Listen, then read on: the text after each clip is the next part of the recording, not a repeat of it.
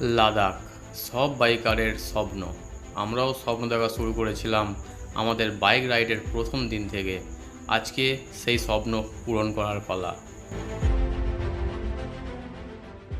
Good morning সকলকে। এখন time হচ্ছে ভোর 3টে, আর আমরা বেরোতে চলেছি আজকে আমাদের স্বপ্নের রাইড লাদাখের উদ্দেশ্যে। অনেকেই বলেছে 125 বাইক নিয়ে লাদাখ যাওয়া অসম্ভব, আর এই রাইডে আমরা অসম্ভবকেই সম্ভব করে দেখাবো। আর এই পুরো লাদাখ সিরিজটা আমরা এত কম বাজেটে কমপ্লিট করব, যেটা সকল মিডল ক্লাস ফ্যামিলির লোকেরাই কিন্তু অ্যাফোর্ড করতে পারবে। যাদের লাদাখ যাওয়ার স্বপ্ন আছে কিন্তু বাজেটের জন্য যেতে পারছো না, তারা এই পুরো লাদাখ সিরিজটাকে মন দিয়ে দেখো, তোমরাও আমার মতন স্বপ্ন পূরণ করতে পারবে। তো চলো বেশি টাইম নষ্ট না করে তোমাদের সকলকে নিয়ে লাদাখের অ্যাডভেঞ্চারাস জার্নিটাকে শুরু করি। যে কোনো রাইডে সবার প্রথম যে কাজটা হচ্ছে আমাদের বাইকে লাগেজ লোড করা। তো লাগেজটা লোড করি, তারপর দেখা হচ্ছে। চলো, তো টাইম হচ্ছে 3:28 আর আমরা এখন বেরোচ্ছি। ট্রিমিটার অলরেডি 0 করে নিয়েছি। চলো আসছি মা, মানে আসছি বা চলো। তো এখান থেকে শান্তনুদা আর আমি দুজনে আপাতত রাইডটা স্টার্ট করলাম, আর রাস্তায় তো সব জয়েন করবে একে একে। তো আমরা কিন্তু আমাদের স্বপ্নের জার্নি আমাদের ছোট ভাইকে নিয়ে স্টার্ট করে দিয়েছি। সামনের পেট্রোল পাম্প থেকে আমাকে আগে ফিউল আপটা করিয়ে নিতে হবে, কারণ আমি কাল রাত্রিরে ফিউল আপ করাইনি। কারণ যেহেতু এই একটা বাজেট ট্রিপ থাকবে, তো কতটা আর কি তেল লাগছে না লাগছে সেই সব জিনিস কিন্তু আমি তোমাদের সাথে শেয়ার করব। এমনকি লাদাখের A to Z মানে টোটাল খুঁটিনাটি জিনিস তোমাদের শেয়ার করবো এই ব্লগটার মাধ্যমে। তো এই পুরো লাদাখ সিরিজটা কিন্তু একদম ইনফরমেশনে ভর্তি থাকবে। চলে এসেছি আমরা পেট্রোল পাম্প। তো এখানে আমি অল্প করেই তেল ভরাবো, ঝাড়খণ্ডে পেট্রোলের দাম কমও পাবো, সেই কারণে ঝাড়খণ্ড থেকে ফুল করাবো। কোনটাই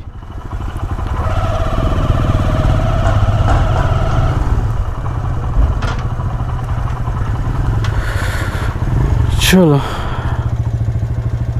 103 টাকা লিটার। এখানে 500 টাকা তেল ভরিনি আমি। 500। हाँ एकदम एकदम एकदम চলো। হ্যাঁ হ্যাঁ হ্যাঁ, থ্যাংক ইউ। আসে অনেকক্ষণ ধরে কথা হলো।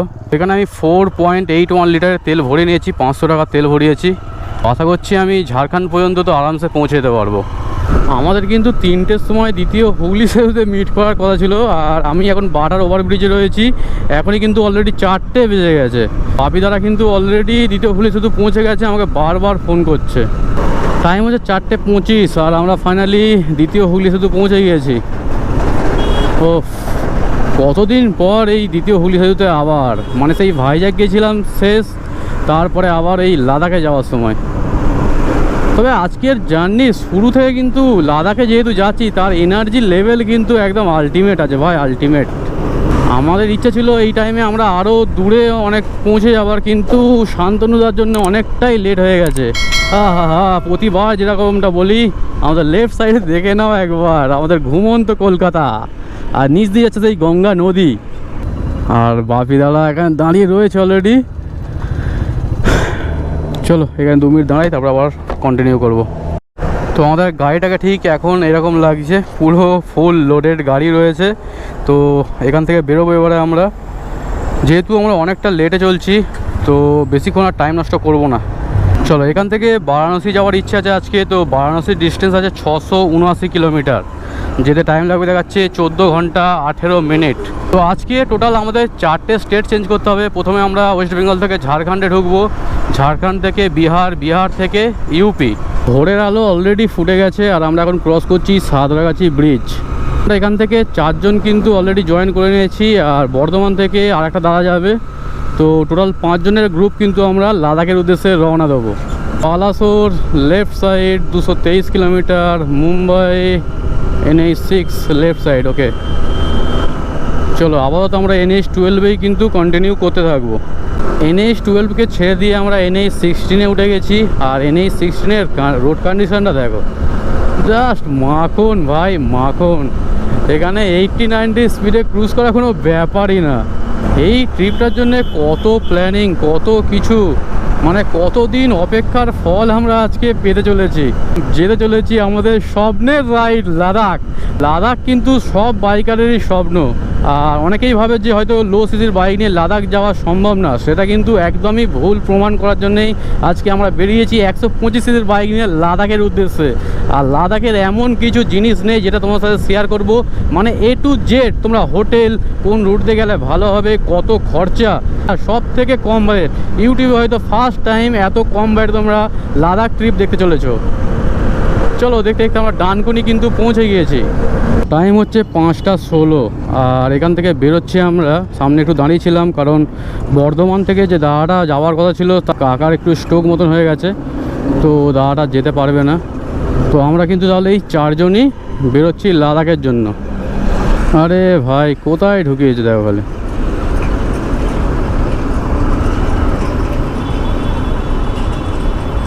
তো আজকের ডেটের ফার্স্ট টোল প্লাজা আমরা চলে এসেছি ডানকুনি টোল প্লাজায়।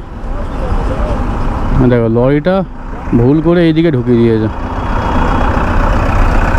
বাপ রে বাপ। চলো টাইম হয়ে গেছে অলরেডি 5:22। এবার ভাবছি টোল প্লাজা আর গুনবো না, কারণ এই ট্রিপটাতে প্রচুর টোল প্লাজা থাকবে। রাইট সাইডে কিন্তু সূর্যি মামা অলরেডি উঠে পড়েছে, আর গরম কিন্তু লাগা এখন থেকে স্টার্ট হয়ে গেছে। মানে আমি বুঝতে পারছি না যে দুপুরের টাইমে আমাদের কি অবস্থা হতে চলেছে, কারণ আমি কাল রাত্রেই চেক করছিলাম ওয়েদার, টিয়ার দিকে 45 ডিগ্রি টেম্পারেচার চলছে। তো এখন মোটামুটি গাড়ি চললে গরম লাগছে না, তবে দাঁড়ালে কিন্তু বেশ ভালো রকমই গরম লাগছে। বর্ধমানে যাওয়ার আগে পর্যন্ত কিন্তু বেশ ডাইভারশন রয়েছে, আমরা এর আগে প্রচুর ডাইভারশন ক্রস করেছি, আর এখনও কিন্তু ডাইভারশন আমরা পাচ্ছি। জানি না এই ডাইভারশন কখন শেষ হবে। যতদূর আমার জানা আছে যতক্ষণ আমরা ঝাড়খণ্ড পৌঁছাচ্ছি ততক্ষণ পর্যন্ত কিন্তু এই ডাইভারশনের চাপ আমাদের সহ্য করতে হবে। আমরা আমাদের বাড়ি থেকে অলরেডি 65 কিলোমিটার ডিস্টেন্স কমপ্লিট করতে পেরেছি।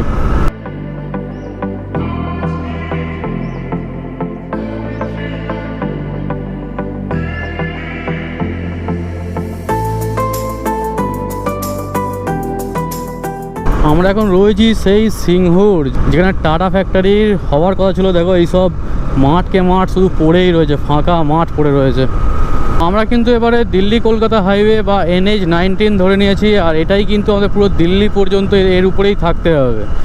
তো বেশ ভালো জার্নি আছে, কোনো রকম চাপ নেই, এখন বেশ আরামসেই যাচ্ছি। প্রথম দিন আছে লাদাখের, তো বেশি এক্সট্রা হেডেক কিচ্ছু রাখছি না মাথার মধ্যে, জাস্ট যাচ্ছি। তো একটা জিনিসই মাথায় রাখতে হচ্ছে যে এই যে লরির মধ্যিখান থেকে যখন আমাদের যেতে হচ্ছে, তো যেহেতু লাগেজ আমাদের অনেক বেশি রয়েছে, মানে অনেকটা করে বাইরে বেরিয়ে রয়েছে, সেই জিনিসটা একটু শুধু দেখে চালাতে হচ্ছে। এখনকার ওয়েদার সম্পর্কে যদি বলা যায় তো ওয়েদার কিন্তু একদম প্লেজেন্ট ওয়েদার আছে, মেঘলা মেঘলা ওয়েদার, সূর্যি মামার কোনো দেখা নেই। তো বেশ দারুণ লাগছে কিন্তু রাইড করতে। যদি সূর্যি মামা উঠে যায় সামনে তাহলে তো গরমে আমাদের ফেটে যাবে ভাই। প্রতিবারের মতন এই রাইডটাতেও কিন্তু আমার সারা রাত ঘুম হয়নি। মানে আমাদের বেরোবার কথা ছিল 3টের সময়, তো আমি শুয়েছিলাম প্রায় 10টা 10:30 নাগাদ শুয়ে পড়েছিলাম। কিন্তু একের পর একটা জিনিস খালি মনে পড়ছে যে এইটা নেওয়া হয়নি, ওইটা নেওয়া হয়নি, এই করে করে কিন্তু প্রতিবারের মতন সারা রাত আমি কালকে জেগেছিলাম। তো অসুবিধা সেরকম একটা হচ্ছে না, কারণ আমি কাল দুপুরবেলা যথেষ্ট পরিমাণে ঘুমিয়ে নিয়েছিলাম, কারণ আমি আগে থেকেই জানতাম যে রাত্রে ঘুম হবে না আমার। টাইম হচ্ছে 6:16 আর আমরা আমাদের ফার্স্ট 100 কিলোমিটার কমপ্লিট করলাম। ডাইভারশন তো রয়েছে, তবে রোড কন্ডিশন বেশ ভালো, যার জন্য অতটাও চাপ হচ্ছে না আমাদের। যদি ডাইভারশনের সাথে সাথে রোড কন্ডিশনও একটু খারাপ হতো তাহলে কিন্তু বেশ চাপে পড়ে যেতাম আমরা।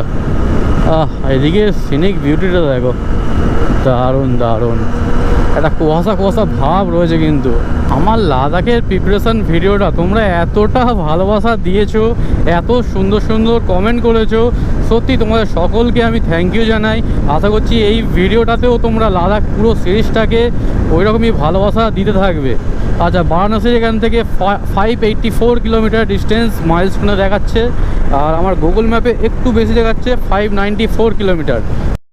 ওফ, এখান থেকে মাঠের জাস্ট ভিউটা দেখো, যত দূর চোখ যাচ্ছে শুধু মাঠ আর মাঠ, দারুণ। আর ওয়েদার কিন্তু একদম প্লেজেন্ট, আমি আগেও বললাম মেঘলা ওয়েদার রয়েছে, শুধু বৃষ্টিটা না হলেই হবে, এরকম ওয়েদার থাকুক আর কিচ্ছু যায় না ভাই। টাইম হচ্ছে এখন 6:54 আর আমরা শক্তিগড় পৌঁছে গেছি। ল্যাংচার জগৎ বলা যায় এটাকে। তো চারিদিকে শুধু ল্যাংচার দোকান দেখতে পাবে তোমরা এখানে। এই দেখো ল্যাংচা নিলয়, ল্যাংচা ভবন, এই সামনে রয়েছে ল্যাংচা ঘর। তো আমাদের ইচ্ছা ছিল শক্তিগড়ে দাঁড়াবার, যেহেতু আমরা একটু আগেই রেস্ট নিয়েছি সেই কারণে আর শক্তিগড়ে দাঁড়াচ্ছি না, আমরা বেরিয়ে যাচ্ছি। তবে ফেরার সময় কিন্তু আমরা অবশ্যই শক্তিগড়ে দাঁড়াবো। আমাদের রাইট সাইডে চলে গেল বর্ধমান, আর আমরা এরকম জাম ফেস করে করে যাচ্ছি। এখানে দেখতে পাচ্ছ ফ্লাইওভারের কাজ কিন্তু চলছে। তো এই ফ্লাইওভারটা হয়ে গেলে এই জামটাও ফেস করতে হবে না, মানে আরামসে তোমরা হু করে বেরিয়ে যেতে পারবে। এই ফ্লাইওভারের কাজটা বহুত দিন ধরে হচ্ছে, কারণ এর আগের বার যখন এসেছিলাম তখনও দেখছিলাম যে কাজ চলছে। জানি না কবে এটা শেষ হবে কাজটা।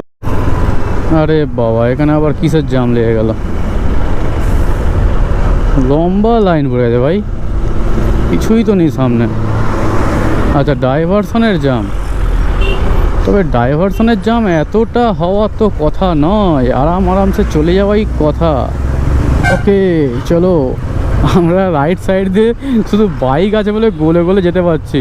আমরা এখন রয়েছি উড়া, আর সামনেই আসছে বুদবুদ, তারপরেই আসবে কিন্তু পানাগড়। তো পানাগড়ের ডিস্টেন্স আছে এখান থেকে প্রায় 30 কিলোমিটারের মতন। তোমরা পানাগড়ের জঙ্গল সম্পর্কে সকলেই জানো। তো এখন অতটাও মানে ডেঞ্জারাস কন্ডিশনের মধ্যে নেই পানাগড় জঙ্গলটা।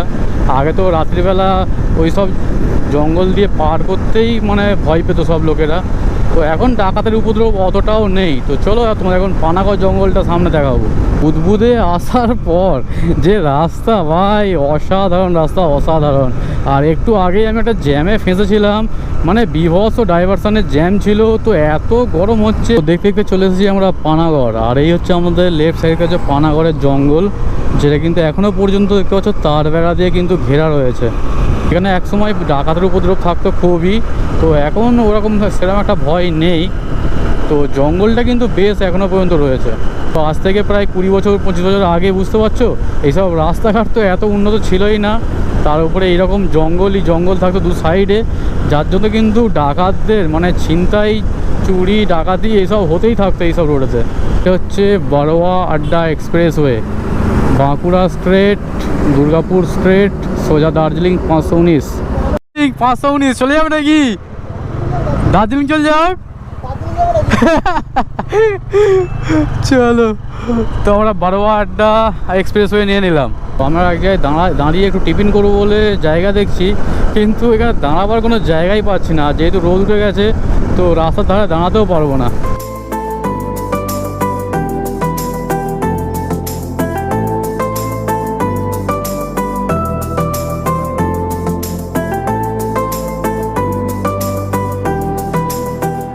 সামনেই আসছে দুর্গাপুর, আর এখান থেকে 19-20 কিলোমিটার ডিস্টেন্স হবে। তো বাড়ি থেকে বেরিয়েছি যেন সেই যুদ্ধ করতে, যুদ্ধই বটে, কারণ যুদ্ধর মতনই প্রিপারেশান। তো দেখা যাক যুদ্ধ জয় করে আমরা কবে ফিরতে পারি বাড়ির উদ্দেশ্যে আবারও। দুর্গাপুরের আগে জাস্ট এই টোল প্লাজাটা পড়েছে, আর এই টোলগেটটা দেখাবার একটাই কারণ, আমি টোলগেট এই ট্রিপটাতে গুনছি না। দেখো পুরো রেড। তো আমাদের লেফট সাইডে কিন্তু রয়েছে দুর্গাপুর স্টিল প্লান্ট।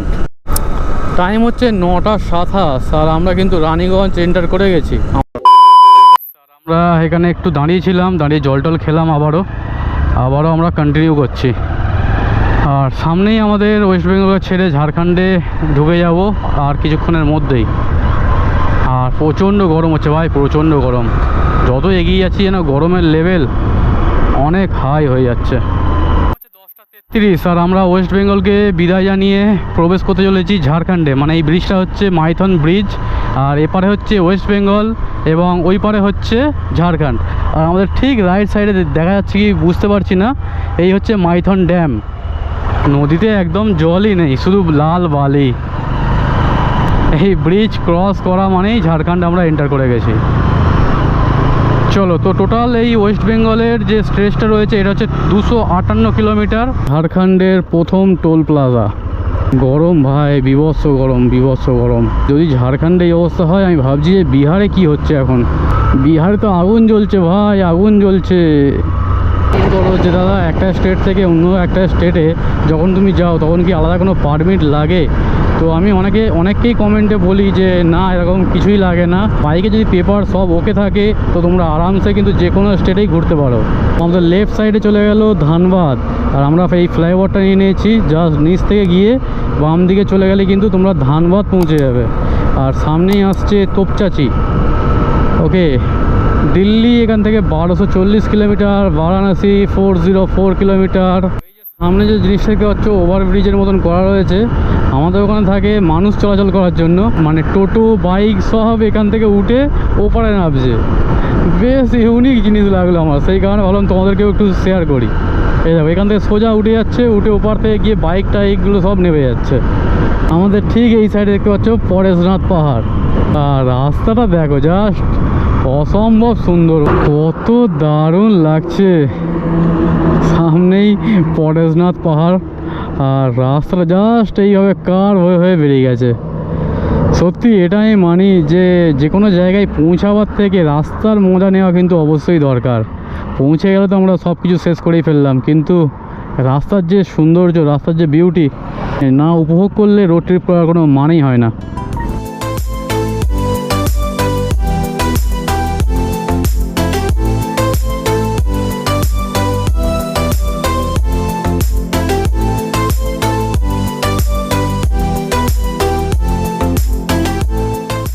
থামলে জন্য দু একটা ছবি তুলে আবার আমার রাইডটা কন্টিনিউ করছি। চলো, তো আমার ঝাড়খণ্ডের কিন্তু এই যে স্ট্রেচটা, এইটা হচ্ছে সব থেকে বেস্ট। এতক্ষণ যে রাইড করে এসেছি এই স্ট্রেচটা কিন্তু অসম্ভব সুন্দর। আর এখানে দেখো ছবি তোলা চলছে এখনো, যেহেতু একটু মেঘলা মেঘলা ওয়েদার ছিল একটু আগে পর্যন্ত, এখন তবু হালকা হালকা রোদ উঠেছে, তো একটা হালকা কুয়াশা টাইপের পাহাড়ে পুরো হয়ে রয়েছে, তো দেখতে জাস্ট অসম্ভব সুন্দর লাগছে। বিহারকে আমরা ইচ্ছা করেই একটু লেট করছি, কারণ বিহারকে চেষ্টা করছি যাতে বিকেল আমরা বিহারটাকে ক্রস করি, কারণ বিহারে যদি এখন ঢুকে যাই না তাহলে কিন্তু আমাদের মাথা খারাপ হয়ে যাবে। তো এখান থেকে পরেশনাথ পাহাড়টাকে আরও ভালোভাবে দেখা যাচ্ছে। ঠিক এই কি জায়গাটাতে কিন্তু রয়েছে পরেশনাথ মন্দির, কত উঁচু পাহাড়, আর সেই উপরেই কিন্তু রয়েছে একদম মন্দিরটা। জানি গোপ্রোতে অতটাও বোঝা যাবে না, কারণ খালি চোখেই একদম ছোট্ট লাগছে, তো গোপ্রোতে আশা করছি আসবেই না। যেহেতু আমি 500 টাকারই তেল ভরিয়েছিলাম, তো ঝাড়খণ্ড থেকে তেল ভরিয়ে নিই, কারণ ঝাড়খণ্ডে পেট্রোলের দামও কম হবে, আর আমাদের একটু পরেই কিন্তু বিহারে আবার এন্ট্রি করতে হবে। ফুল করে দিজিए 98 का जा रहा है ना, 98 कैमरा लगा इसमें खींच रहा है क्या आगे वाला? वीडियो हो रहा है, ब्लॉगिंग हो रहा है। अच्छा रिकॉर्डिंग भी हो रहा है ना। এখানে আমাদের 800 টাকা তেল লেগেছে আর ফুল ট্যাঙ্ক হয়ে গেছে। তো তোমাদের ঝাড়খণ্ডের পেট্রোলের লিটারও দেখিয়ে দিলাম। আমাদের ওখানে ভরেছিলাম 103 টাকা, এখানে 98 টাকা, যদিও 2-5 টাকারই ডিফারেন্স, কিন্তু আমাদের যেহেতু প্রচুর তেল ভরতে হয় সেখানে 2-5 টাকাও কিন্তু অনেক বড়ই একটা ম্যাটার করে। আমার একটা গোপ্রোর ব্যাটারি হঠাৎই কাজ করা বন্ধ করে দিল, কী কারণে আমি বুঝতে পারলাম না, গরমের জন্য নাকি। আমার যে হ্যান্ডেল মাউন্টে যে গোপ্রোটা ছিল ওর ব্যাটারিটা খুলে আমি এখন এই গোপ্রোটা ইউজ করছি। সিন দেখো ভাই, সিন দেখো, রাস্তার ভিউই আলাদা, দু সাইডে পাহাড়, মধ্যিখান দিয়ে জাস্ট স্ট্রেট রাস্তা বেরিয়ে গেছে, দারুণ লাগছে দারুণ।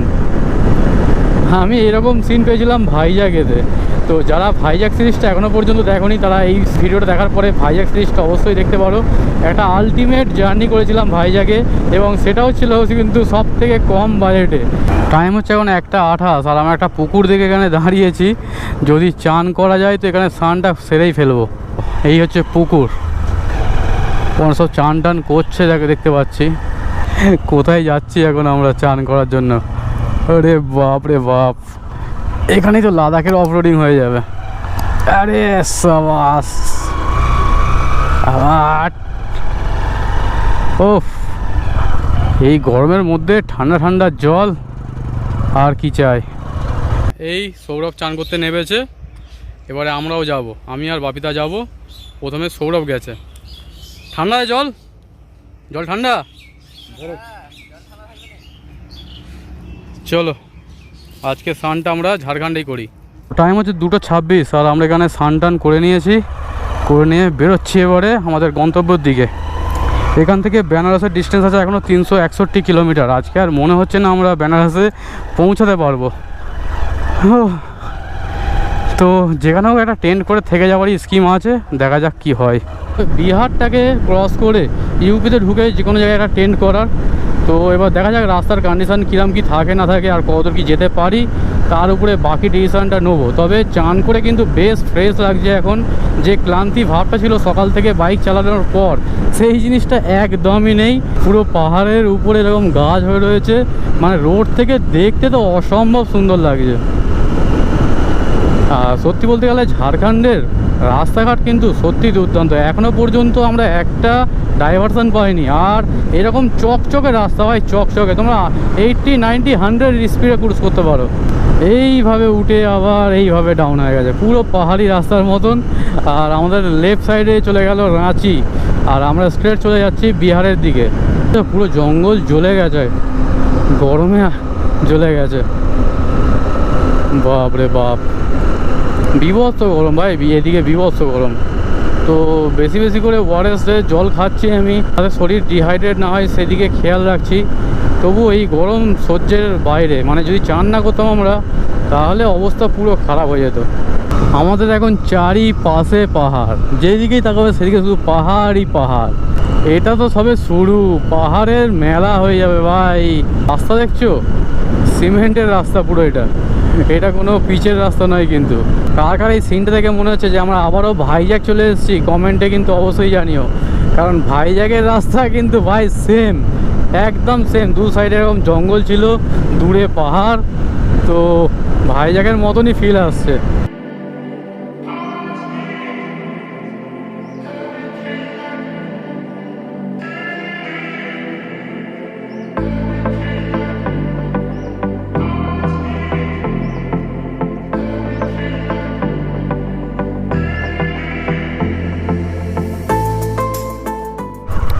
তো এতক্ষণ আসার পরে ঝাড়খণ্ডে প্রথম খারাপ রাস্তা পেলাম আমরা।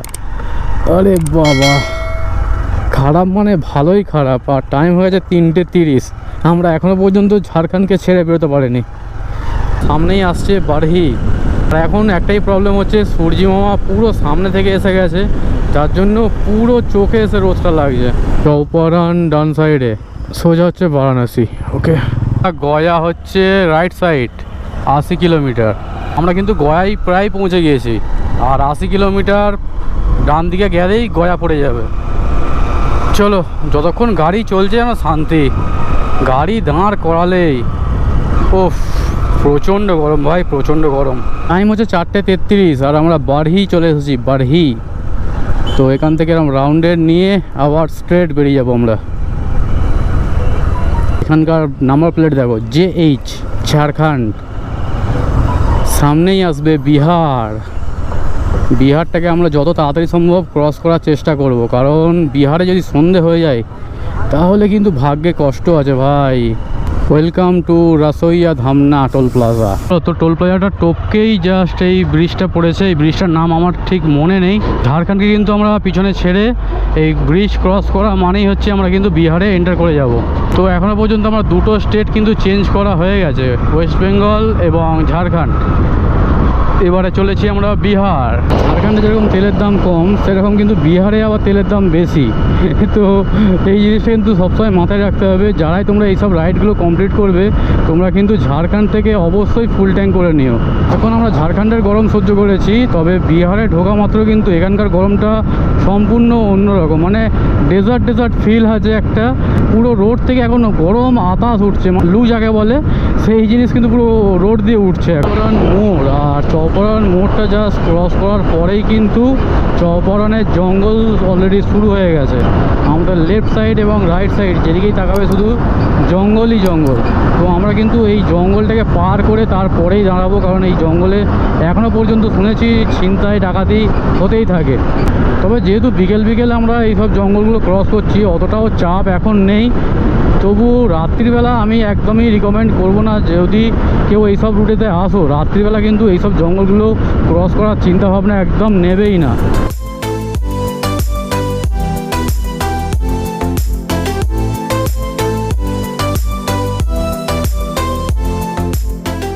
এখনও পর্যন্ত বাড়ি থেকে 445 কিলোমিটার কমপ্লিট করতে পেরেছি। এই 445 কিলোমিটার কমপ্লিট করতে পুরো দম বন্ধ হয়ে গেল, কারণ মাঝে মাঝে বেশ খারাপ রাস্তা পেয়েছি। তো ডাইভারশন তো প্রচুর ছিল ওয়েস্ট বেঙ্গলের ভিতরে, যার জন্য এতটা টাইম লেগে গেল আমাদের। আর তাছাড়া আমরা অনেকক্ষণ রেস্টও নিয়েছি, প্লাস ওখানে যেখানে স্নান করতে গেলাম ওখানে প্রায় 1.5-2 ঘন্টা ওখানে আমরা রেস্ট নিয়েছি।